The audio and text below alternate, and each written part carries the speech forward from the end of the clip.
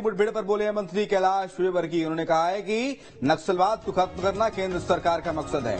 1 साल में नक्सलवाद खत्म हो जाएगा। कैबिनेट मंत्री कैलाश विजयवर्गीय का बड़ा बयान। उन्होंने कहा है कि 1 साल के अंदर नक्सलवाद खत्म हो जाएगा।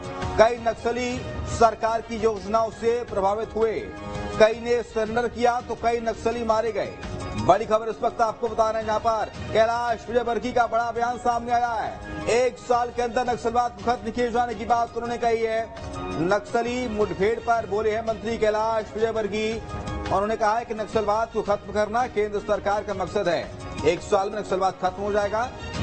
कई नक्सली सरकार की योजनाओं से प्रभावित हुए हैं। क्या कुछ क्या सुनाते हैं।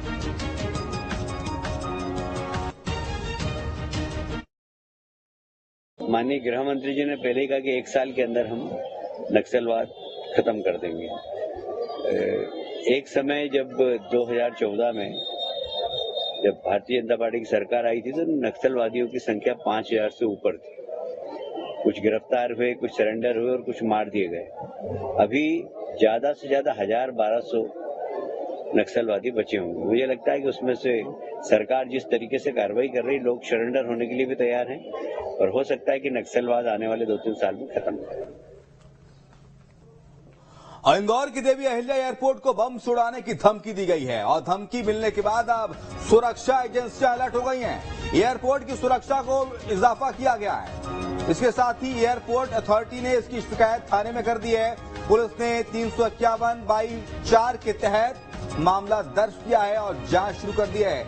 एरोड्रम थाने में मामले की शिकायत दर्ज की गई है।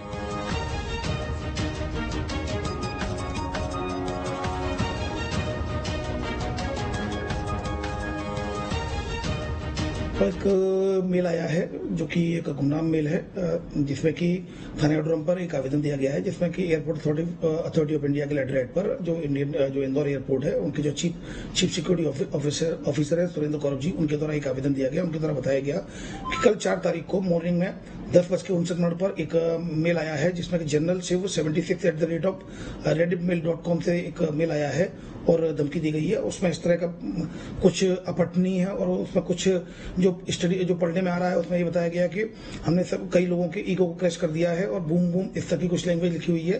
तो इसमें फिलहाल 351/4 के तहत थाना एरोड्रम में केस रजिस्टर कर लिया गया है। इन्वेस्टिगेशन की जा रही है। इन्वेस्टिगेशन में आए हुए तथ्यों के आधार पर वैधानिक कार्रवाई की जाएगी। इंदौर से बड़ी खबर, जहां पर अवैध शराब पर क्राइम ब्रांच ने बड़ी कार्रवाई को अंजाम दिया है।